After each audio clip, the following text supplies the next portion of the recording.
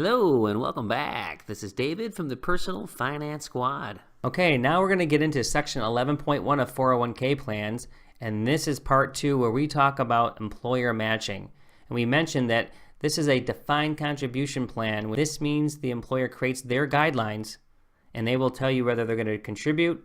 They're going to tell you when you can. They can tell you when you can take it out and have all that money given back to you, which is called vesting. There's a lot of rules which we're going to get into so that we understand the best way for you to manage yours when you have the ability to contribute, or if you're contributing already.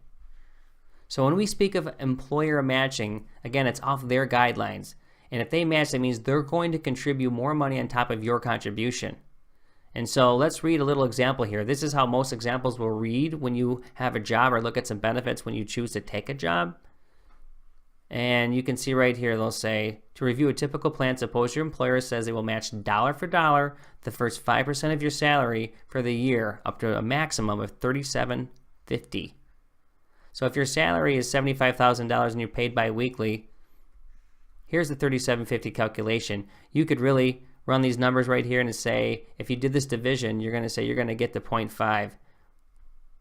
So this is just kind of proving out the math. Really what you need to figure out is if you want to get that entire match, then you got to figure out, what do I need to put in here every check to meet that number? We know that $3,750 is the max. And if you're paid bi-weekly in this case, if you divide that by 26, you get the simple math of $144.23. Now that we know that $144.23 is required, this does allow you to start thinking about how my money can grow over time, and that is based off compound interest. So right here we say, hey, you can use a compound interest calculator, and when you do that, you have to put in some inputs that match the calculator, so you need to change it from this $144.23 a little bit.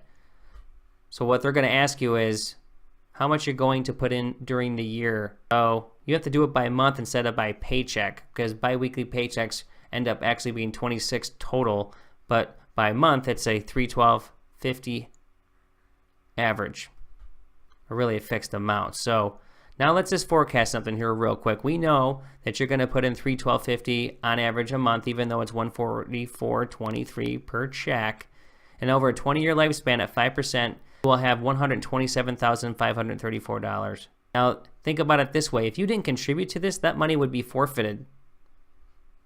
Now, let's just say you have $312, which we already know you do because you're going to get this maximum amount from the employer by doing so.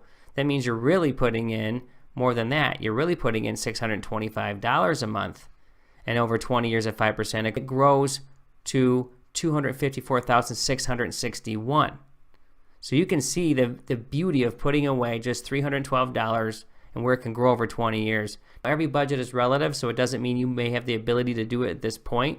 And there's certainly people out there who can do more, but it does show you the value. If you have a job where they're going to match money, the first goal you should have if you're building into this is to make sure that you get the entire employer match. Okay, so this last piece is eligibility. We've talked about this a couple times before, but it is common to see a period where there's restrictions that may allow you to participate in the plan, and they may say you need to be a full-time employee with at least 3 months of service for a participation plan can begin.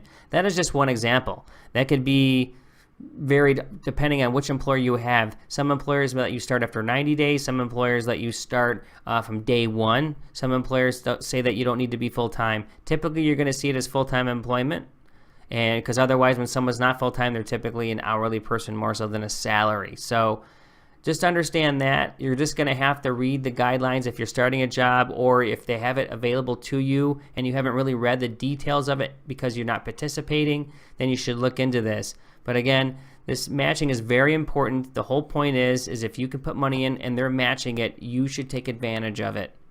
Okay, so that's going to do it. For the next section, we are going to get into the contribution limits. So yes, you can't just put out every dollar that you have. You have limits that you have to follow in order to follow what the government tells you can do. Okay, so thanks for joining, and we will see you in the next video.